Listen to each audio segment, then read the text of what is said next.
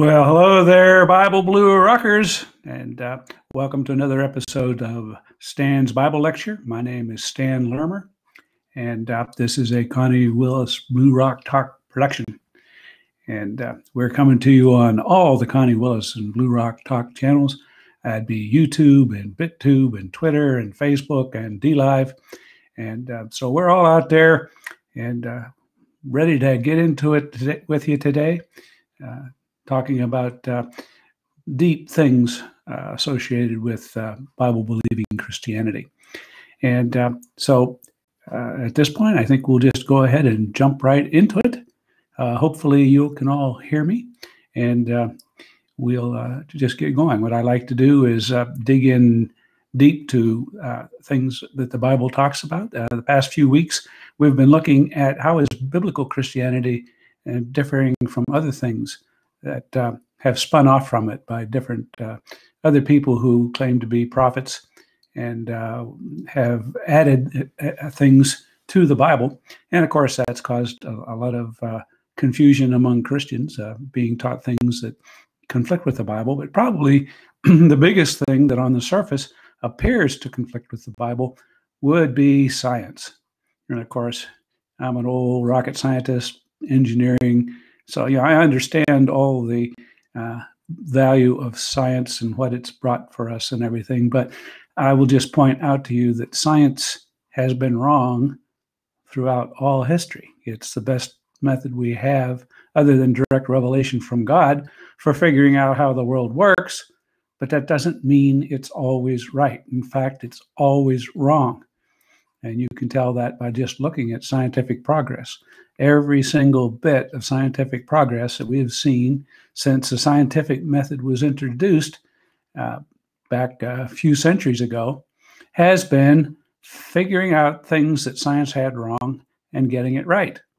So we can probably expect there will be other things that are discovered that will revolutionize what science thought it knew before.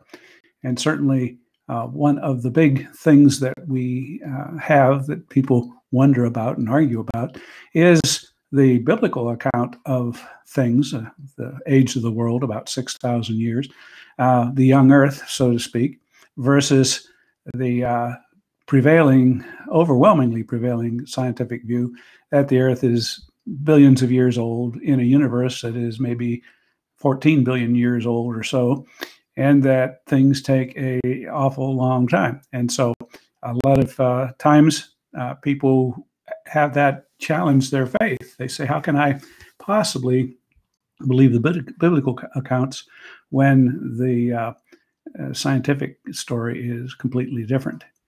Well, one of the things that I have come to the conclusion about is that since Jesus specifically endorsed the biblical accounts, including the flood and so on, that it has to be true that way, and that just means science has something wrong. What I want to do today is to show you some examples of that. And I ran across a really interesting little video that I'm going to share some slides out of with permission of its author. And then we'll go through and see what that implies in terms of our willingness to trust what science tells us when it conflicts with the Bible, and our willingness to put our faith in what the Bible tells us, even if science is running off down some other rabbit trail. So at that point, Connie, if we can go to the first slide and just take a look at it here. This is the biblical account of the flood.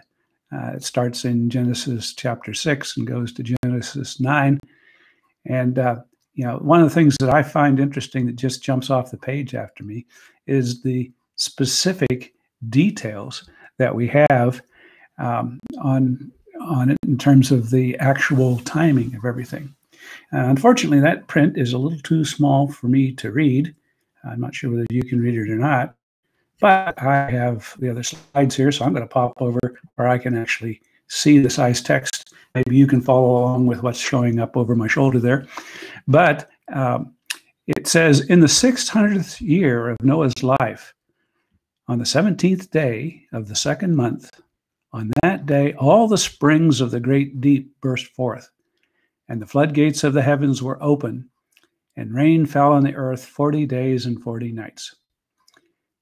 I'd like to point out to you something interesting. Most of you who've heard this story probably could quickly quote that it rained for 40 days and 40 nights, and would probably attribute the cause of the flood to that rain. Well, certainly the rain contributed, but I find it fascinating, this other statement, all the springs of the great deep burst forth. And, that is something that I would find surprising that an author at that time would even know about springs of the great deep.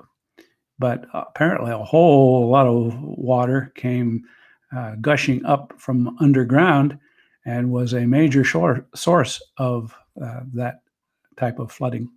And of course, then it was added to by the rain. It goes on to say, for 40 days, the flood kept coming on the earth, meaning this is a gradual sinking of everything underwater. And as the waters increased, they lifted the ark high above the earth. The waters rose and increased greatly on the earth, and the ark floated on the surface of the water. And they rose greatly on the earth, and all high mountains under the entire heavens were covered. The waters rose and covered the mountains to a depth of more than 15 cubits. Everything on dry land that had the breath of life in its nostrils died. Every living thing on the face of the earth was wiped out. People and animals and the creatures that moved along the ground and the birds were wiped from the earth. Only Noah was left, and those with him in the ark. And the waters flooded the earth for 150 days. Okay, so we have a 40-day period of filling up, and then a period of about 5 months of full peak flood, and then a gradual reduction after that. If we go to the next slide, Connie, it tells us how long it continued after that. But God remembered Noah and all the wild animals and the livestock that were with him in the ark, and he sent a wind over the earth, and the waters receded. Now the springs of the deep and the floodgates of the heavens had been closed, and the rain stopped falling from the sky, and the water receded steadily from the earth. And at the end of 150 days, the water had gone down, and on the 17th day of the 7th month, the ark came to rest on the mountains of Ararat. And then the waters continued to recede until the 10th month. And on the first day of the 10th month, the tops of the mountains became visible. So we get the idea this whole thing happened in about a year's period of time, during which time they were living on the ark, and most of the world was underwater. So that gives you an idea of everything we're going to talk about is what was happening while Noah was bobbing along on top of the water.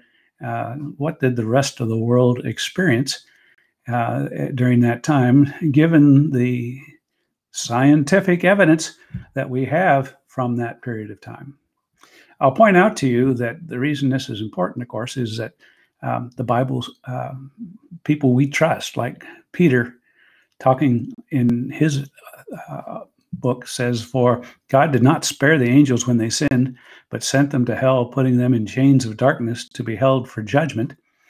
If he did not spare the ancient world when he brought the flood on his ungodly people, but protected Noah, if this is so, then the Lord knows how to rescue the godly from trials and to hold the unrighteousness for punishment on the day of judgment." And so we're having a case here where, Peter is putting his credibility on the fact of using the flood as a real event that really happened. And if we go one more slide forward, we'll see from Matthew 24, where Jesus was talking about his second coming. And of course, the famous passage, "As it was in the days of Noah, so will it be at the coming of the Son of Man.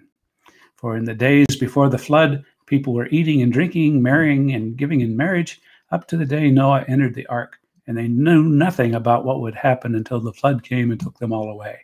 That's how it will be at the coming of the Son of Man." So here's Jesus putting his own credibility on a statement of, yes, there was a flood. It did happen something like 3,600 years ago, 3,400 years ago, something like that.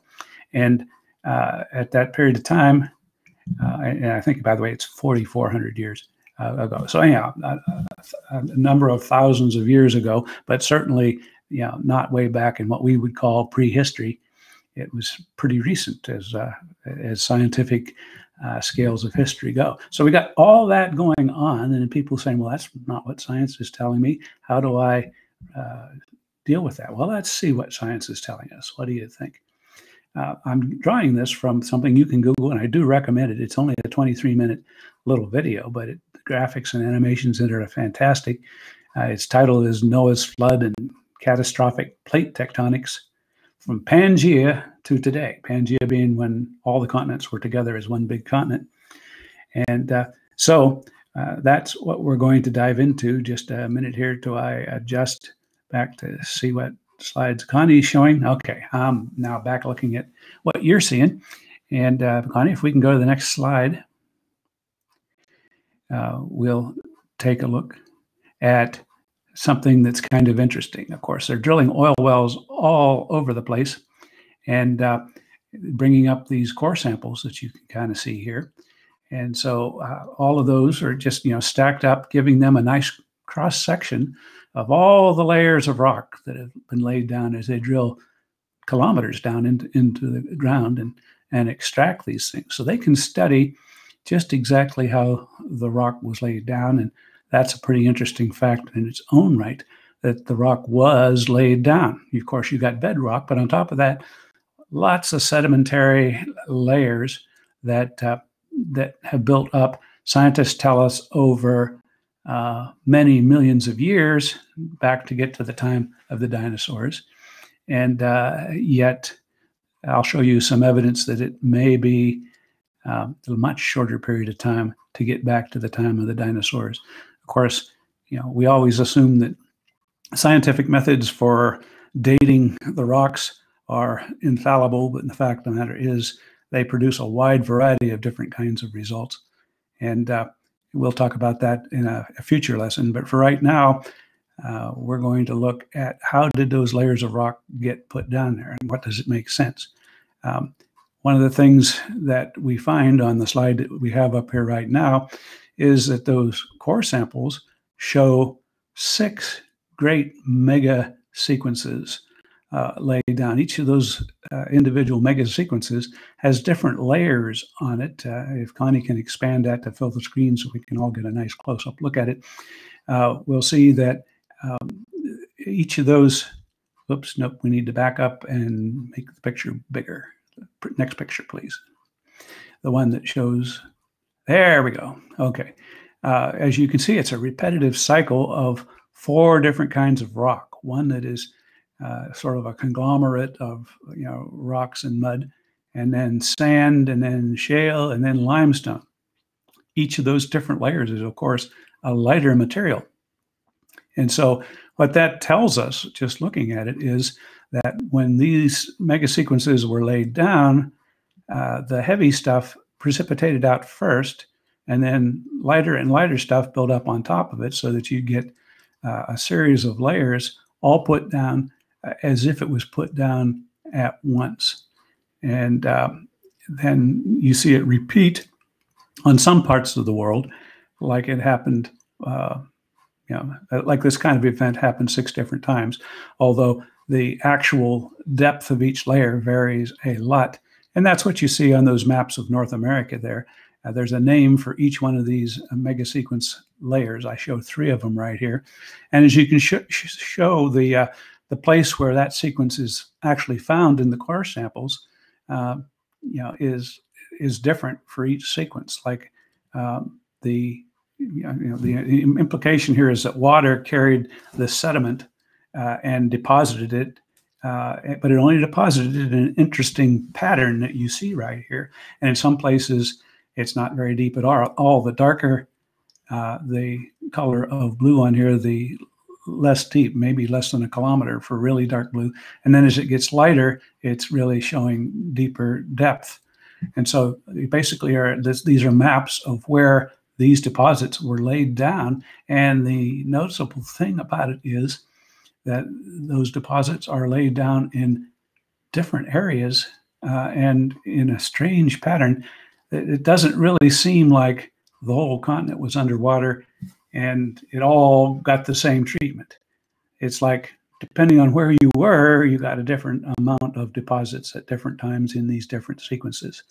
And what I'm going to talk about is a theory that these were laid down by tidal waves from some big catastrophic event. And as the tidal waves washed inland, each one made a different level of penetration depending upon what was going on at the time, and then left its deposits as a function of working its way up a slope and gradually slowing down. And as it slows down, things precipitate out of the water, leaving these layers behind. So that is the kind of information we've got. That's gotten from well holes drilled all over that continent, and extracting the core samples and examining how deep these different layers are found and how thick they are. So if we go to the next slide.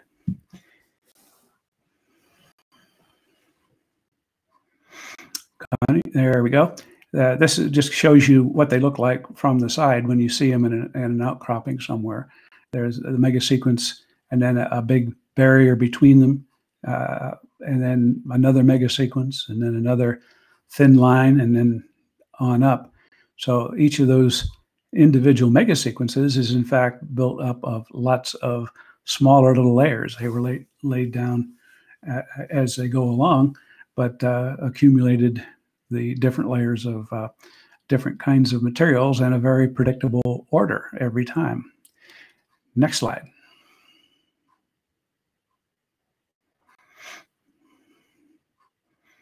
Okay, Connie, there we go. Next slide.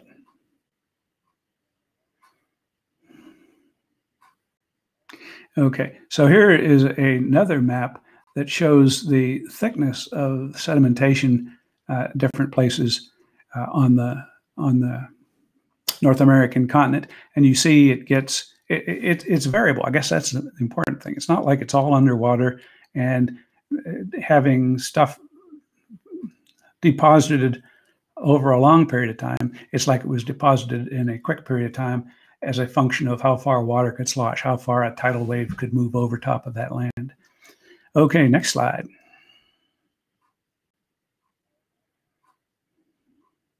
Okay, a lot of you have probably seen this picture before, the Pangea, or the time when there was one big continent where everything was hooked together. And what science has figured out is universally accepted is continental drift. Something caused this big continent to break up and slowly start drifting apart to where we see the continents today. If you look right in this picture, down at the tip of Africa, that little odd shape there is actually India, which is missing from this particular chart. And somehow it floated around the whole way up to where it plugged in and formed the Himalayas.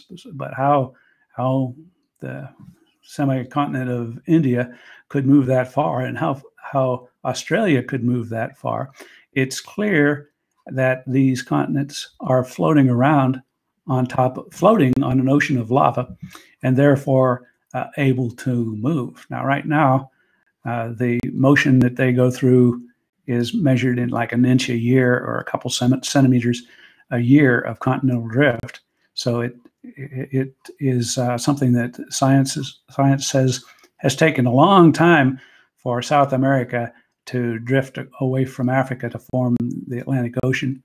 And the question is that true? Yeah, if the rate of continental drift is constant, then it would take a long time. But who says the rate of continental drift is constant? You know, that's one of the big mistakes science does often, is take and look at the rate something is happening now and extrapolate that in their estimate of timelines.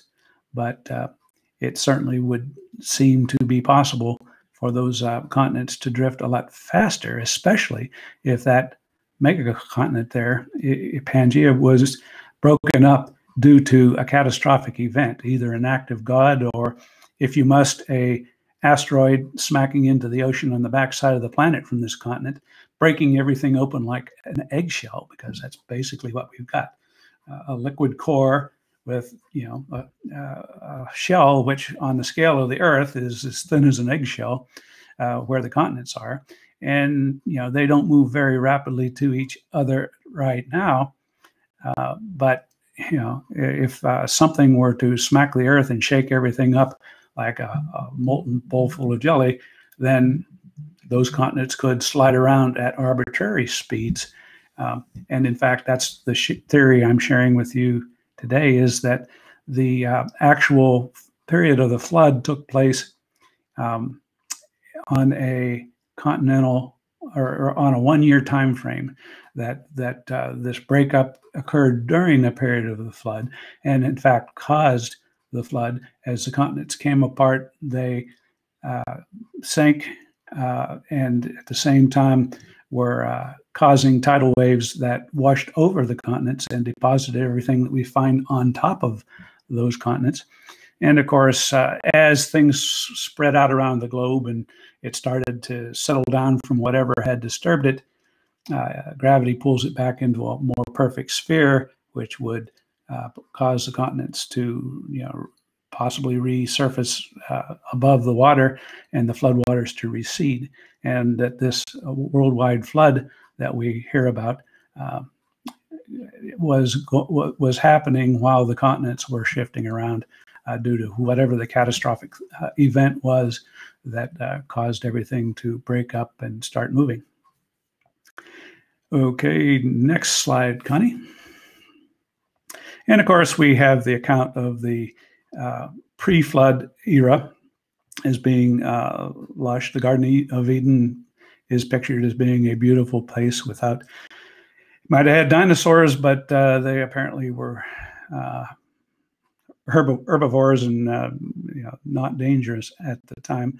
And then somehow, if we go to the next slide, we know that after man sinned and Adam and Eve ate the apple, then God cursed the earth. And the Bible says in Romans, Paul says, all creation groans under that curse. Things are not as lush as they used to be. Big changes happen, of course, when you start sliding continents around and flooding everything. And whatever it was that happened at that time caused a lot of fundamental changes. This particular first start of decay dates back to Adam and Eve. Then big changes after that to get to the world we have today, where continents are widely separated into different climates, and therefore there's much less uniformity. Large portions of the ground out there are not lush, they're deserts or whatever. And so the amount of vegetation that is available today is far less than what would have been on the planet before all this happened. Next slide. This is an animation of showing the springs of the great deep bursting forth. Along the center of the Atlantic Ocean, there's a seam, and this is sort of what I picture, and apparently the person that made this movie pictures about the springs of the deep bursting forth. If suddenly those tectonic plates were to rupture due to some force exerted on the earth, that would cause those to break open, and then there'd be a surging of potentially more water from underground springs or lava coming up through superheating the water to steam, sending vast quantities of steam into the air, producing extra heavy clouds and the rainfall described in the flood. So those would be the place I think that the Bible is referring to when it talks about the springs of the deep bursting open, as if somebody had punched the earth in the gut and caused everything inside it to slosh around and break the tectonic plates apart so they could move more freely. Next. And this is another animation showing the floor of the Atlantic Ocean. You can see Brazil there on the lower left and Africa over on the far right, and this seam running up the middle, which right now oozes out more ocean floor at about, like we say, about an inch a year. But at the time those cracked open, that would have produced sped up that conveyor belt a lot faster, and could have made a lot of the continents to move much more rapidly during that period of time. Okay, next slide.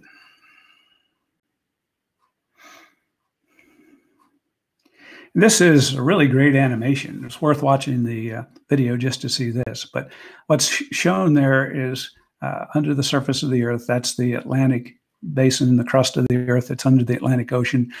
It shows that little slit where the seam is, and we have magma forcing its way up, and then sort of like a conveyor belt moving out to the left or right and circulating back around, causing the continents to drift apart and the floor of the Atlantic Ocean to get extended. That type of process is what's going on right now under the Atlantic Ocean, but it's slowed down to a very slow pace. But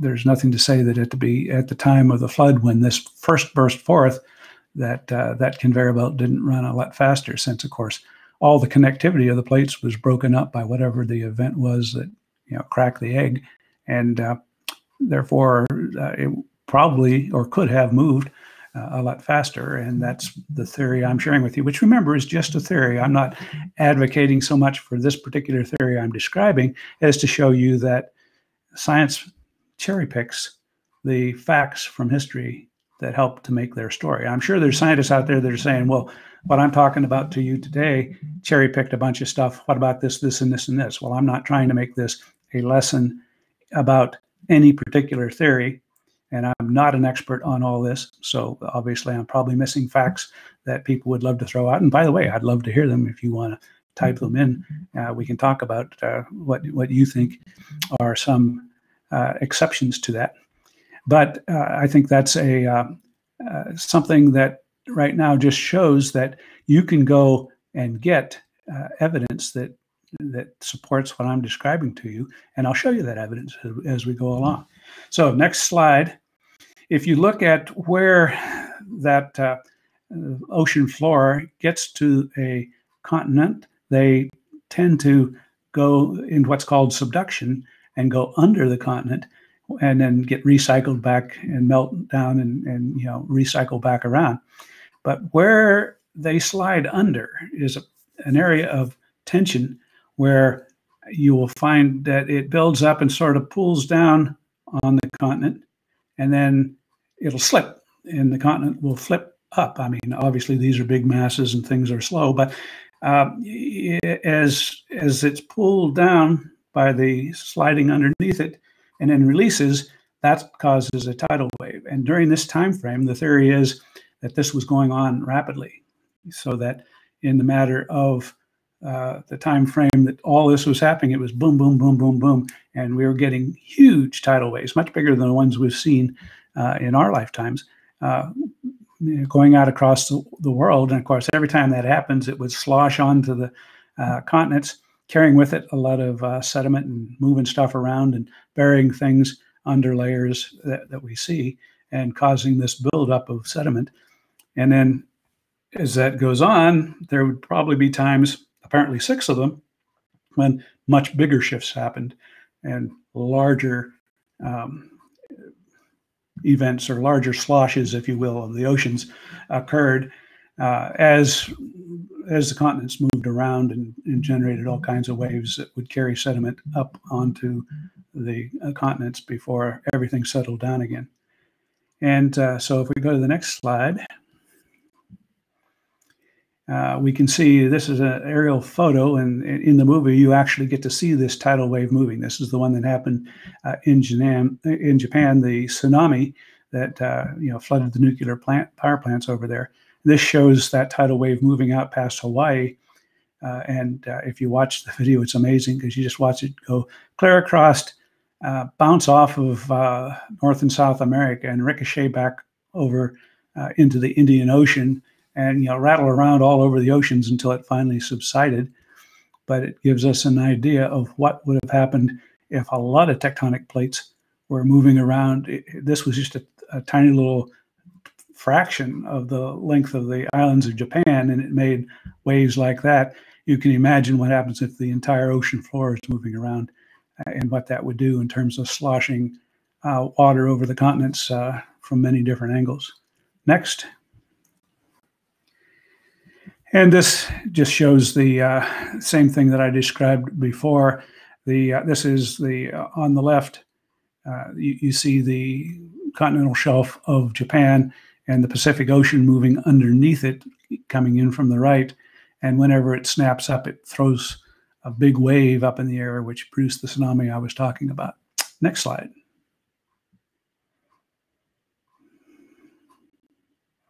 And of course, if you think about all those different tectonic plates cracking open, the fountains of the deep surging out, whatever it was, my personal pet theory is a large asteroid or something smacking into the backside of the planet, cracking everything like an eggshell, and now we got a bunch of loose pieces floating around on top of the magma and shifting into new locations, generating and sloshing the water around as we go.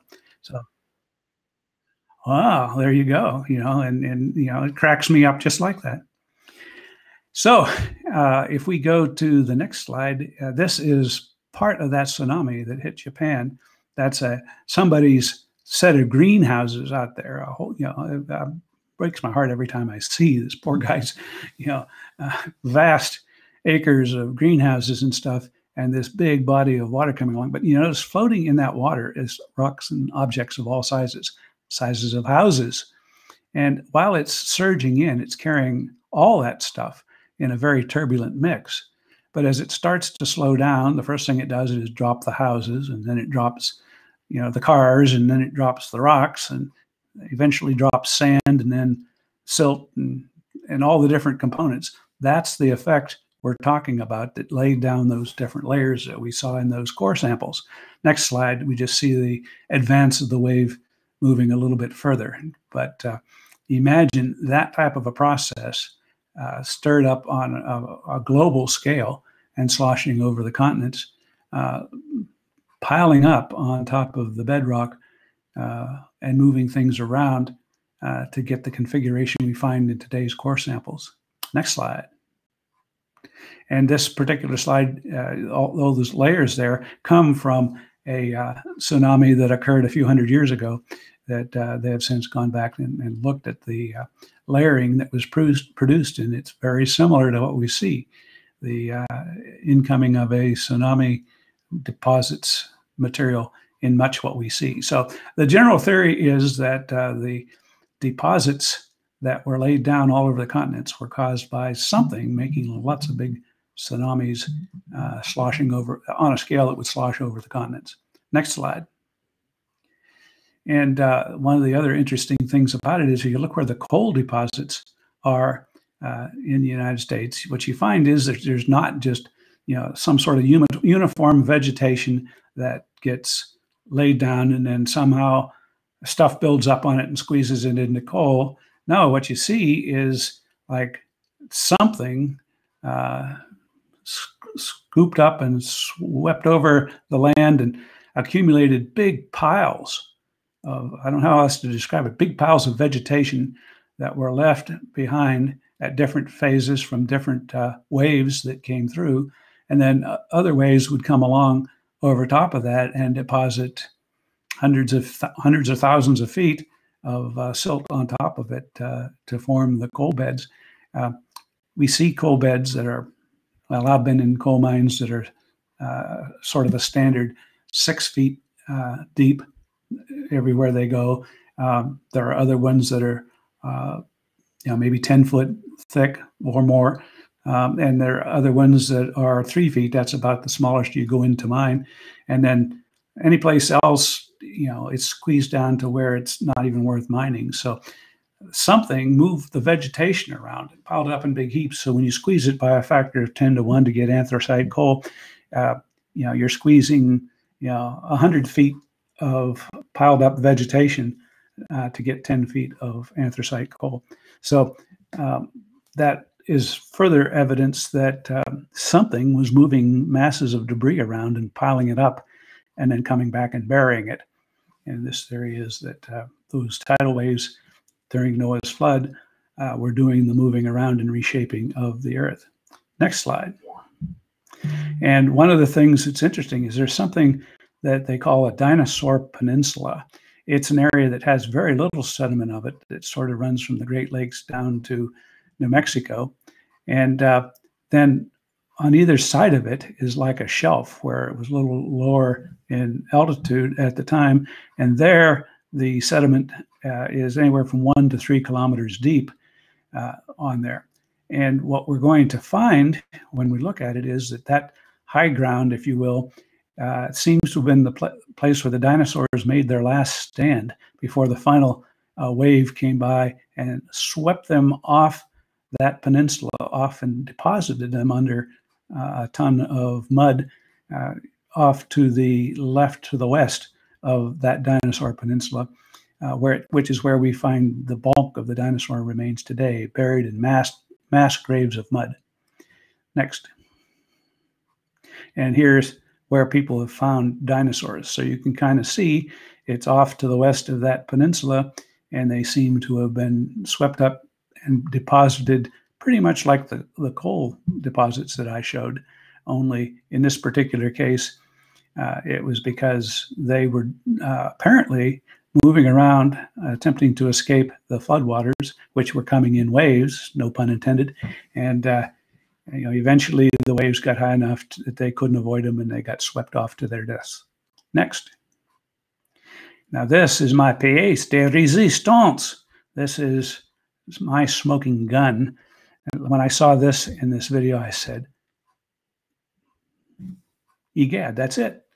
What we see here is all those layers that scientists tell us were laid down over millions of years, except that somewhere right in the middle of this thing, a big old dinosaur footprint has stomped down through a million years of history. What that tells me is that was not million-year-old layers of rock. At the time the dinosaur stepped in it, it was freshly deposited layers, one on top of another, and the dinosaur pushed down through that soft material as he was walking along and formed a pocket into which the next layers formed and deformed all the other layers that were below that. That, to me, is pretty darn good evidence that all those different layers you see there were soft at the same time in order for that to happen. We see a lot of other examples where you would have a tree, a vertical tree passing through a million years of history. And you say, how can that happen? If that was turning to rock incrementally over millions of years, this tree, whenever it was, would only be in one tiny little layer. It couldn't be sticking both ways. If it was sticking above where the rock was turning hardened, it would rot away before it got buried the rest. The only way is if all those layers get put down while that tree was still vertical and hadn't decayed. So, within 100 years or within 10 years or whatever, that got filled up. And we see examples of any time something is penetrating through these layers of rock, it ties them together in time and gives lie to the statement that it was layered gradually. Okay, so I love that particular example. This is the ocean floor as that seam is seen today. That little picture down to the lower left shows that there is a seam that is even today creating more ocean floor and pushing the continents apart. But that is the fountains of the deep, I think the Bible is referring to, spewing forth all that new liquid rock and gas and whatever. Next. Okay, this is just a kind of an interesting picture of some artist's concept of what the dinosaurs must have seen coming in terms of huge tidal waves coming at them that would cause them to stampede away, but ultimately not be able to get to high enough ground during the course of time that the Bible gives us of about a year when all of this was happening. Actually, probably over 5 months to get to peak water. Next. And when I talked about the dinosaurs being washed off of the dinosaur peninsula there that ran from the Great Lakes down to Arizona, this is where we find all their remains piled up on these 9 states. That's basically they got washed off and buried by all the mud, sediment, and stuff that was as a result of one of those last waves of of tsunami that came along. Next slide there, Connie.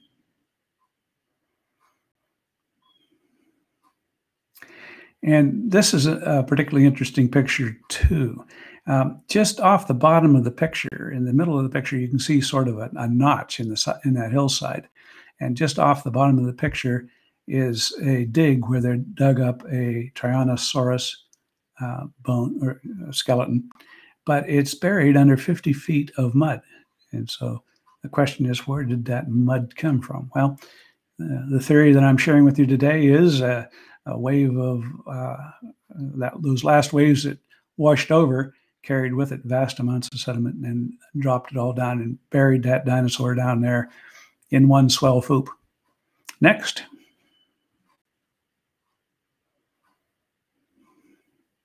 And then here's another thing that they've started to find recently on a 60 Minutes show. They were talking about finding dinosaur DNA, actual cellular structure, hemoglobin from actual blood cells, things that you would not expect to be on a dinosaur if it was really 70 million years old, and evidence that those dinosaur bones might only be a few thousand years old.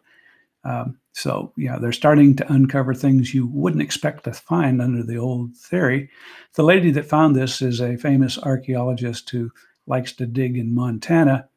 And after she found some dinosaur bones that actually had attached to them little fragments of flesh even, you know, that was quite sensational, got her fired because it didn't fit with the story. But fortunately, she got hired by an even bigger university and is back in business digging up dinosaur bones. But the point is, there is some scientific evidence that says, hey, these dinosaur bones are not necessarily 70 million years old, and dinosaurs may have been around as little as 4,000 years ago at the time of these deposits were laid down. And so once again, the fundamental assumption that you have going on here is, which sources of dating are you using, and do we really trust those sources of dating, or is there a large degree of variability? And next time we do a lesson, I'll show you some samples that show how scientific dating methods for this give all kinds of different results. And what scientists typically do is throw out the outliers and keep the data that matches their view of how old the world is. And of course, you know, that could lead to all kinds of false understandings. There's a dinosaur monument and museum there, and inside that museum, they built it around a rock cropping where you can see the dinosaur bones. And what you see is something that, to me, is quite remarkable, right? Because if you look at those closely, those bones are vertical, some of them, right? And that means they're penetrating through layers of mud. How does one dinosaur bone get embedded in centuries or millennia or eons of mud being laid down? That looks to me like that was one big slurry of dinosaur bones that got laid down all at once in that big jumble. And that says that all of that rock at all those depths was laid down at the same time as part of some turbulent motion of water carrying with it all the components that ultimately wound up in that arrangement. The other thing that's a little harder to tell there is that heavier bones are towards the bottom and lighter bones are towards the top, like it was being sorted out as things that were heavy sank first as the water slowed down and produced that effect. So once again, this is the kind of evidence that's not absolutely conclusive, but interesting that we are dealing with a different process than what the standard accepted scientific explanation is for how those events came about. Next slide. This is another really interesting thing that shows the probability that this was a sudden catastrophic event. They found about 10,000 adults of this type of dinosaur and buried with them 0 young. And you say, wait a minute here. If they were just all grazing out in the field and, you know, suddenly a volcano blew up and buried them under ash, well, then you'd find the entire dinosaur population, including the young. This shows evidence that whatever it was pursuing the dinosaurs. They ran away from it, and the bigger and faster you were, the further you could get away before being overwhelmed by presumably the tidal waves. But the young couldn't get out of the way, and they were left behind as the other dinosaurs fled in terror. And so, yeah, once again, a lot of this is speculative. I mean, you could create all kinds of different alternative theories for what's going on, but that's my whole point. My whole point is not to convince you that this is what happens. My whole point is that you can look at the evidence and see different things, and a couple little assumptions like how fast the continents are drifting and did they drift at that same speed throughout all history, or could they have moved faster, can change drastically the scientific explanation you have. And my accusation for our scientific community is they always select the evidence that points to the theory they have, which is that the Earth is very old, because if the Earth is not very old, there isn't time to evolve humans without God's help. And so there you have it. The barefaced thing is it's unacceptable to find evidence that would show that the Earth is much younger, because then you would have to affect the fact that humans could only come into existence if they had a creator, and the theory of evolution would not be an acceptable explanation if the Earth was only 6,000 years old. So science always gravitates to, well, we know evolution occurred, so and we know there is no creator, therefore the Earth is very old. Now bring me evidence that proves that. And if you bring me evidence that shows the Earth is very young, then we're going to discard that as poppycock. Next. Another interesting thing, of course, is the processes as this reverses. Okay, these things are sliding around and sloshing the ocean around and doing the effects I have, but eventually things settled down from whatever shook everything up, and then gravity is going to pull the Earth back into a more or less of a sphere, and in that process bring the continents out of the water more and create basins where the water can drain, and we would see evidence of massive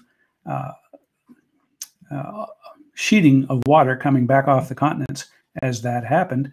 And if that happened fast enough, then we would see great torrents of water that, as we can see here, there seems to be evidence off the coast of the Gulf of Mexico.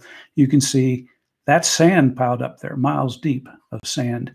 Now that could have come off the continent slowly over millions of years, but it also is full of oil fields. So that means that when it came sloshing off there, it carried with it vast deposits of buried vegetation that then got, compressed and turned into oil. That's why we have all those drilling rigs in the Gulf of Mexico, because they got nice sand to drill down into and find oil in vast quantities there. So that's some evidence of everything flowing back off the continent and taking with it whatever vegetation was not nailed down at that time. Also, it's an interesting thought. We've all heard stories about how the Colorado River formed the Grand Canyon over millions of years as it slowly carved away and wore down the rock. But an equally plausible event would be that when all this water came rushing off, if this all happened in the same year, there was no rock. There were just lots of layers of mud, and it wouldn't be very hard for a vast flow of water to just dig out that whole Grand Canyon in one swell swoop over the that period of time. And then what was left turns into rock and erodes with the wind and produces the effect that we see today. But the bulk of the material could have been removed while it was still soft. And so that would account for an explanation of some of the geological formations we see out there today. Perhaps. I'm not a geologist. Next. And of course, you can imagine the amount of water flow that would be coming if the whole continent was covered, and then as it shifted and rose, that flow of water would have quite an eroding effect on soft clay laid down recently. Next. Okay, and if we zoom out that, what we see is about 75% of the continents are covered with these sedimentary rock layers.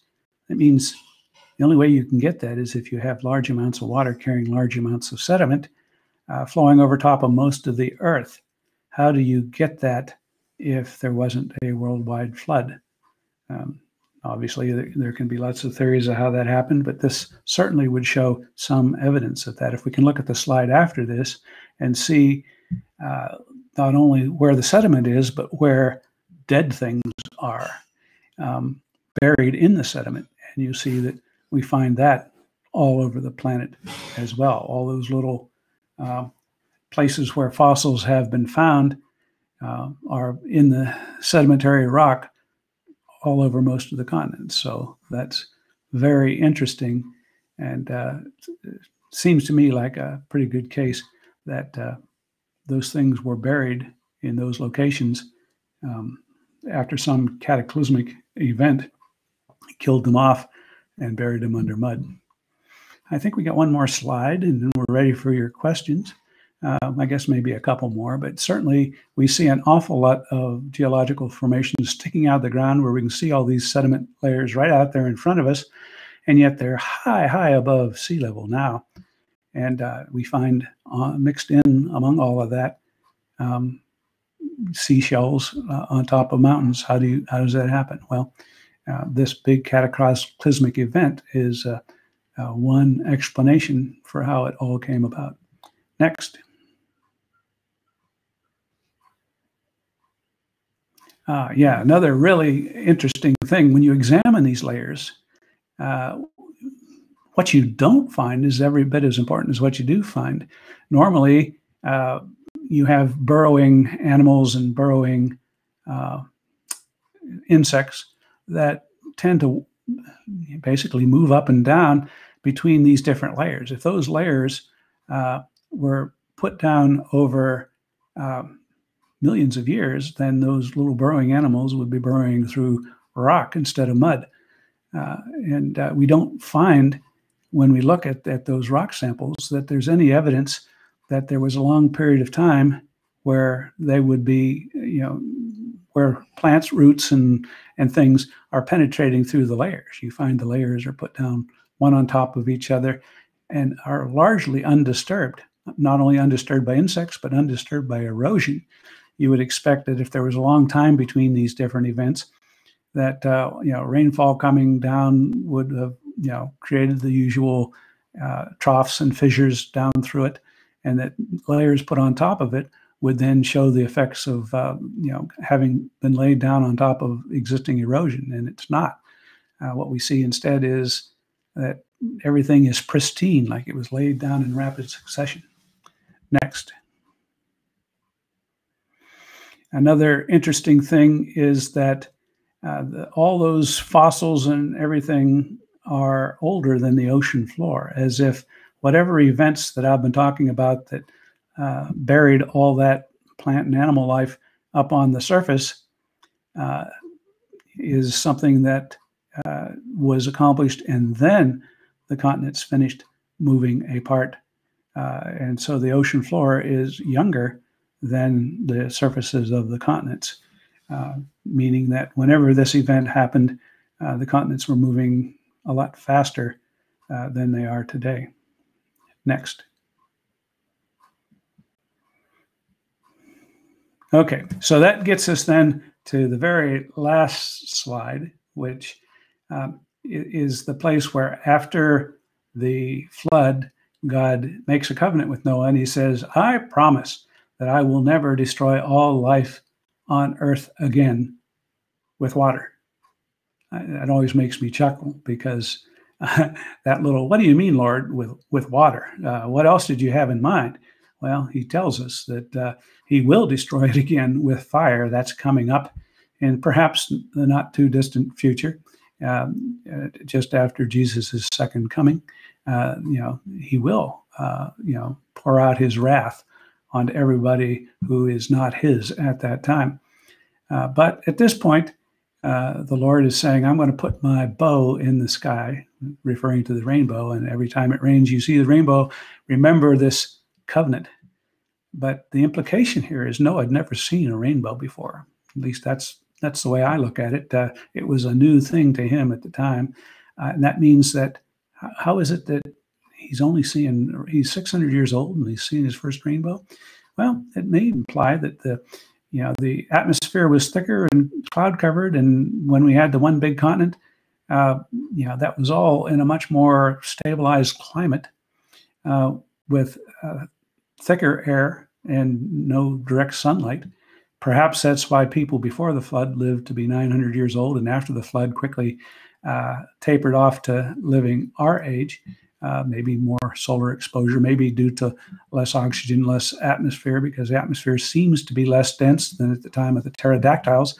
They don't have enough wing area to fly in the thin air we've got right now, but perhaps the air was thicker back then. So this whole event of the flood and the difference between what life was like before and after the flood, there are lots of significant changes. And so it's a fascinating story, and I always enjoy it when I see certain pieces of evidence seem to match with the biblical account more than with the scientific account. But who knows? I'm not a geologist, and I'm sure there's a lot more detail to it. And, there could be other factors. But given the fact that Jesus endorsed the flood account and the age of the earth being about 6,000 years, I'm going to go with that's what science will eventually conclude happened. But before then, they're going to have to recalibrate the tools that they're currently using to date the age of rock and when things happen in the universe. What I plan for next time we talk is to show you some of the different techniques that scientists use to determine the age of the Earth, and how some of them are highly variable, and then it can be off by big factors, and how others point to a young Earth. For example, the current rate at which the electromagnetic field that surrounds the planet and protects us from solar radiation has been gradually weakening, and we've only got about 2,000 more years before that magnetic field collapses to the point where it doesn't protect life on Earth. And if you run it backward at that rate of decay, it gets stronger to the point where about 10,000 years ago, it's too strong for life to exist on Earth. And so that we have this window of about 12,000 years during which the magnetic field of the Earth provides protection. And outside that, it's lethal one way or the other to life. Now, obviously, I'm doing the exact same thing I accuse the scientists of doing, which is saying that the rate of collapse of the magnetic field is uniform over that time, and that's always dangerous to do because there could be other factors that's slowing it down or speeding it up. But it's just another one of the interesting kinds of facts that I've been digging into. All I really want to do is shake your faith, not in science, the scientific method's wonderful, in the conclusions of scientists that have other agendas and put peer pressure on each other to reach the conclusion that is considered scientific, which is always to exclude supernatural forces from consideration and to look for answers that prove everything happened by itself. And since that is the culture of the whole scientific community, to look for a natural explanation, which is by definition one that excludes God, they come up with the stories that we're taught in school. And I just would suggest that we be a little bit more skeptical of the current conclusion, because just like Newton said, mass was constant, and then we found out near the speed of light, mass changes. And they've recently found out that the speed of light is not constant. And that it was much faster earlier in the universe's history. These kind of things shake the fundamental assumptions that science is basing its conclusion on. And therefore, do not let science shake your faith in what the Bible is telling you. I think science will eventually come around, and when it's all said and done, the final scientific truth will match the Bible precisely. So that's my little attempt to use an example to give you an idea of how much we should trust the current story science tells us, and whether we should allow that to shake our faith. I would say that given that Jesus endorsed it, I'm not suggesting that any of us get too carried away with it. I expect to get a lot of questions right now by people who are science believers, and I expect to get raked over the coals real good and hard for having dared to talk about this. And for all I know, there are lots of good scientific evidence that say, nah, it couldn't have happened that way. I know the evidence you showed is true, but you had more evidence and you get some other answer. Okay, fine. But I find it still is an interesting example of how, depending on what you look at in the science, you can reach wildly different conclusions, and therefore the conclusions that they're feeding us in any generation are probably not the kind of thing you should treat with any kind of deference the way we would treat to a direct revelation from God in the Bible. Okay, so let's see. Murray Krauss says, we are at the end of the cycle of the precession of the equinox every 26,000 years. This is correct. Something about alignment with the center of our galaxy, an alpha omega point. We should be so lucky. What do you think about evolution, Stan? What a crock. Yes, it is a crock. And we'll probably have to have another lesson like this talking about addressing some of the critiques of evolution. That's not how the Bible says it happened. And there are some serious problems with the whole concept of evolution. And that's a whole subject on its own that I love to talk about. Another question, as a rocket science, did you have problems and get flack due to your faith on how this world came about by your coworkers? Well, yes, but that's the same in any segment of society, whether I'm working on digital currencies or rocket science or whatever. And there are plenty of people that have strong faith, physicists and so on, whose faith is strengthened by what they're seeing in the world. So I think that's perfectly fine. People can have those kind of conversations. I don't hold it against them, but I'm not going to be quickly convinced that some other explanation other than what the Bible says is going to, rule the day with me. As far as I'm concerned, if God said it and it was written down and endorsed by Jesus Christ, then that's what happened. And now I want science to catch up. But just to give you an example, Isaac Newton, as I mentioned a couple times before, one of the greatest scientific minds of all time, spent more time studying the mysteries of the Bible than he did discovering gravity, inventing calculus, and formulating the laws of physics, Newtonian physics. He got all that done by age 30 and spent the rest of his life studying Revelation and biblical prophecy. So the guy who's Sir Francis Bacon, the guy who's the father of the scientific method, was a solid Christian. And of course, we can think of other scientists that are just the opposite. So I don't think there's any real correlation between being surprised that scientists would be people of faith. I can certainly see anytime I look at a deep cross-section of all the components that are designed into the human body that all work together, and one mutation causes the whole system to break. So all of those different changes had to happen at the same time, or it wouldn't have given any survival benefit, and in fact would have been a detriment until all the components were in place to make it work.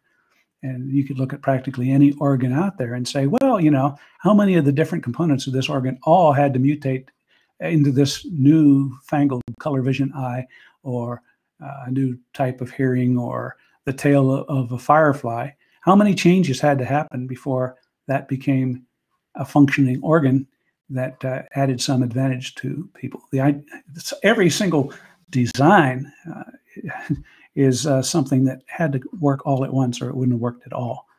And look at the inner ear. How many parts have to happen from that eardrum hooking up to several different bones and eventually vibrating a little circular cochlea that is got little hairs inside of different lengths, and each hair is hooked up to a different nerve ending that senses when a hair of that length is being stimulated to pick up that frequency. And then all of those cells are coming in from all those frequencies into a group of cells that come into a brain that can put it all together and hear a symphony. And all of those parts have to be working. It's so obvious that it's a design, not to mention the semicircular canals located in there at different angles, function a lot like a inertial navigation system with gyros and accelerometers in the ear to give us our equivalent of that. All of that shows deep, deep design. And I just cannot believe, I laugh at people who say that that evolved by accident. Okay. Next question. Are the forest fires the start of God's next destroying of the earth? I don't think so. I think forest fires have been going on through all generations, and didn't have us to put them out or to try to put them out. And in fact, they clear out the underbrush and allow new growth to do. It's part of the natural cycle of things, and we interfere with it by putting them out. And then the brush builds up more and we get a worse fire. And the only reason we put them out is because our homes are built in the way. So I don't think that that is anything other than a natural process that God has there. Okay. And where do dinosaurs show up in the Bible? Why don't they? We have proof. None of these fossils seem to be discussed in the Bible. Why not? Well, you go look in the book of Job, where it God is bragging about Leviathan. I forget. I think it might be Job chapter 40. Don't quote me on that, but that's a good place to start. Or just Google it. God is chewing out Job for not having adequate faith in him. And he's saying to him, "Yeah, who are you to question me? Were you around when I laid the foundations of the earth? Were you around? Are you able to put a noose or a bit in Leviathan's mouth?"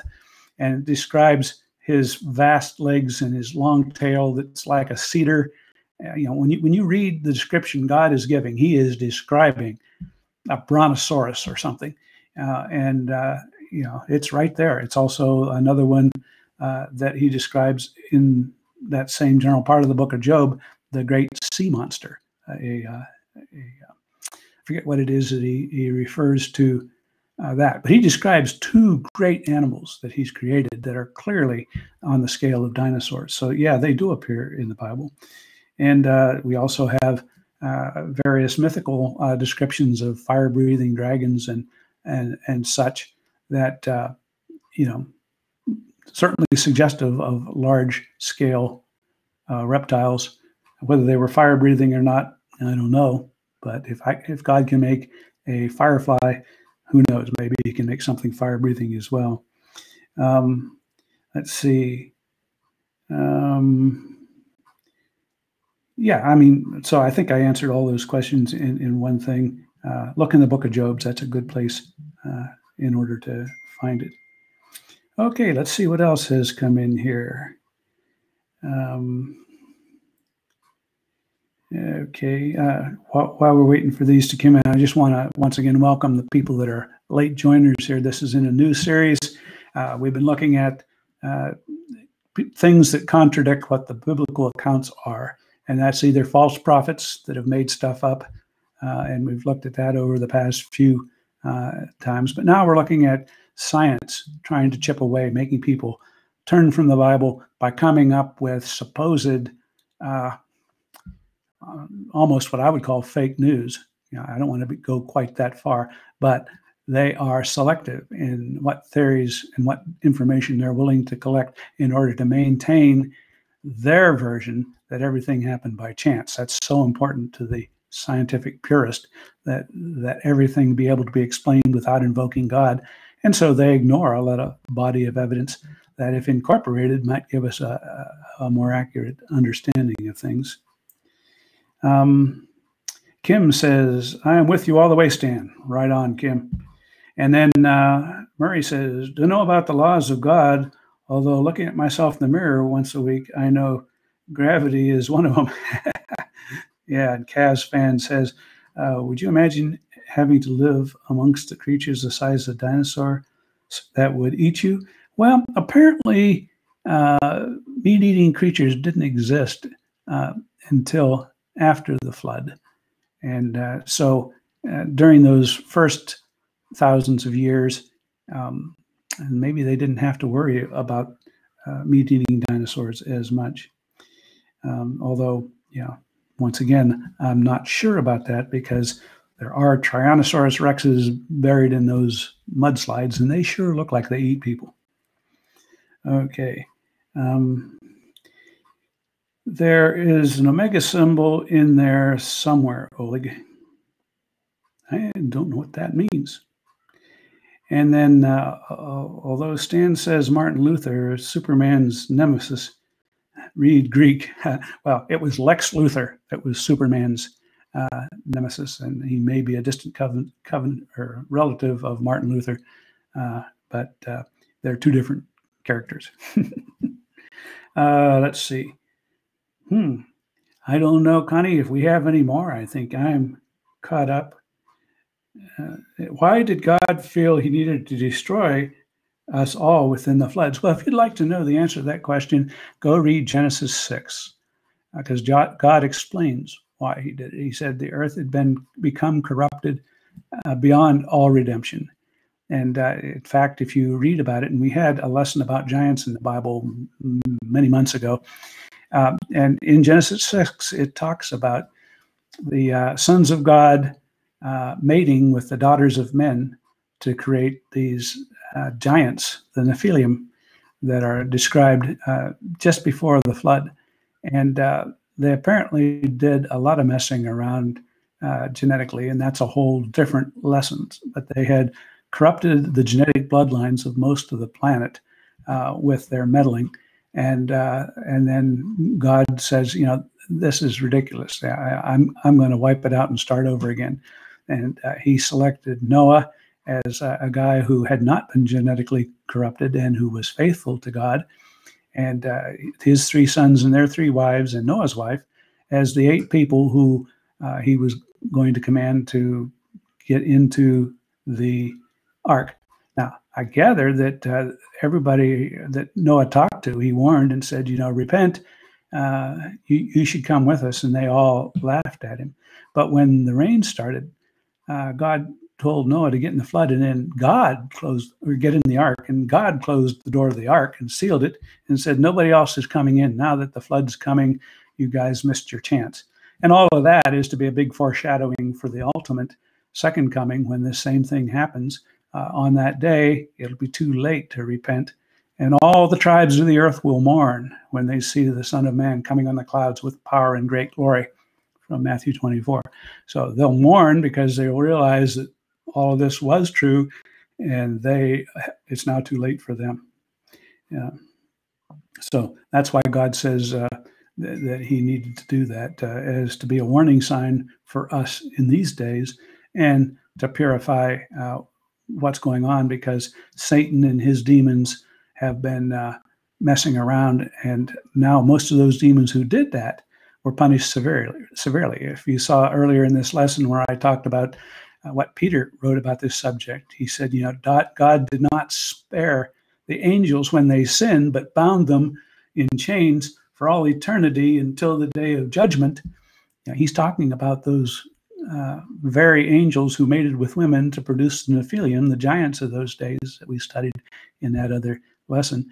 And so God had to clear out that bloodline. And that's why later on, the Israelites were told not to mate with the Canaanites, because the Canaanites still had some of that DNA that came down through the genetics of the wives of a couple of Noah's sons, and produced giants after the flood, one of whom, of course, is the famous Goliath that David slew with a slingshot. So he wasn't the only giant at that time. And in fact, when the Israelites came out of Egypt and were supposed to go in and take the promised land, they chickened out when they saw the giants. And so God says, all right, well, if you're not going to trust me, I would have helped you defeat those giants that were in there. But since you were chicken, we're going to let you wander around in the desert for 40 years until your whole generation dies off. and then Joshua will lead the remnant of your children in to take the promised land. But you guys didn't trust me, even after all the things I did bringing you out of Egypt. And that was because there were giants in there. We were grasshoppers in their eyes, came back the report when the Israelites went in to inspect and spy out the land. And then it says, why even use water? He could do this with his words. Why be so destructive? Does God like showing us his power? Well, yes, he likes showing us his power. And, he's a creator and a designer, and he likes to show that all kinds of things can be done. And he is right now in the mode. I mean, he has power over all of the fallen angels and other spiritual beings that are engaged in spiritual warfare on this planet. And he either wipes them out or he works around them, if you will, because he doesn't want to wipe them out until Judgment Day for whatever reason. And part of it is making a point to all his created beings that he's in charge. And the only people that are ultimately going to survive are those who are willing to accept the fact that he's in charge. So he's doing that using different forces that, while leaving the evidence we have today, is evidence that other people can interpret other ways so that unbelievers have an excuse to walk away. He never wants to leave such perfect evidence that unbelievers are going to be forced to believe, and therefore he gets people who still want to rebel mixed into the people he's trying to sort out for himself. So he leaves room for the rebels to find and deny the evidence that he's left behind, and so he uses methods that produce that effect, looking and having the appearance of being all natural, whatever natural means to a scientist, as opposed to, certainly there's nothing more natural than the creator interacting with his creation. But he wants to do it in such a way that those who wish to deny his existence and authority can do so to their ultimate demise and detriment. And let's see. Murray says, so human conscience is a big getting to know you show with God. Well, yeah, I guess that's true. Although, it didn't have to be. In the Garden of Eden, God walked among the garden and talked to Adam and Eve directly. So when Adam and Eve chose to disobey, they were cut off from direct contact with God in this fallen world, which God cursed. And said, okay, you guys want to do it the hard way? That's what I figured we'd have to do. But, I wanted to establish the fact that I gave you a chance to start out in heaven, which is what the Garden of Eden really is. And the next 6,000 years are us learning the lesson every possible way that we can't do it ourselves and that we have to turn to God. And in every generation, there are people who are willing to say, yes, Lord, I realize I can't do it. I'm not going to try to sit on your throne. I'm not going to rebel. I'm going to obey you, and you are worthy of my love and service. And those people who in this environment reach that conclusion are the type of people that he wants to reward and have live with him for all eternity. And the people who left this degree of freedom and ambiguity, who use it as an excuse to rebel and seek to rule their own lives, God gives them what they want, which is life without him for eternity. And then the question is, do you feel Antarctica was always covered in ice? I don't think so. But, once again, I'm not a geologist, but certainly that Pangea drawing shows Antarctica is sticking in there on the bottom of it in a Earth that, in some sense, was a greenhouse cooker, if you will, perhaps covered with clouds and more uniform temperature everywhere. So I don't think that it was probably even located at the South Pole for all of history. It eventually moved to the South Pole, and at that point, after the breakup of the continents, whatever the climatic changes are, now they span the whole globe as the continents have shifted around, and we get Antarctica as being in the right position to get a permanent ice cap. but I believe any scientist would probably tell you that Antarctica was not always ice covered. In fact, I think I've even heard theories that they expect to find coal deposits under the ice, perhaps. Who knows? Certainly that the theory that I described today would account for water washing over Antarctica and possibly carrying with it plant life that could get deposited to form coal on Antarctica. Once again, don't hold me to any of the specifics. That's not my field of expertise. And my only takeaway from this is lots of data out there that could cause the scientific story you're being told to change dramatically. And do not think that there isn't evidence for the biblical side of the story. Okay, Connie tells me that that's all there is. So thank you, Blue Rockers. We're on here every time we can possibly arrange it at 2 o'clock on Sundays. And we come out on all of Connie's channels, the Blue Rock Talk channel, the Connie Willis channel, on YouTube and BitTube and Twitter and Periscope and Facebook and DLive. And so she's really good at getting this information out there where everybody can see it. Like it if you would, so that she gets credit for this as part of building up her viewing audience. And in the process, we'll get this kind of information out to more and more people. Invite other people to come and listen to it all. I strongly recommend that you go look at that little 23-minute video that I took the snapshots out of, because it's really well done. And having heard this, you probably will get a lot more out of watching that, but it is well worth 20 minutes of your time. And next week, we'll pick up again with another topic, and we'll keep on going every week that I'm not around. I'll be doing a lot of traveling the next couple months, and so I'll probably be trying to do this from different locations other than this nice, comfortable one. So we'll see how good it works out, but we'll try to bring it to you every chance we get. And Connie will let you know if the time has to shift because I'm on an airplane or something. So with that, we'll sign off. Thank you, everybody. Until next time.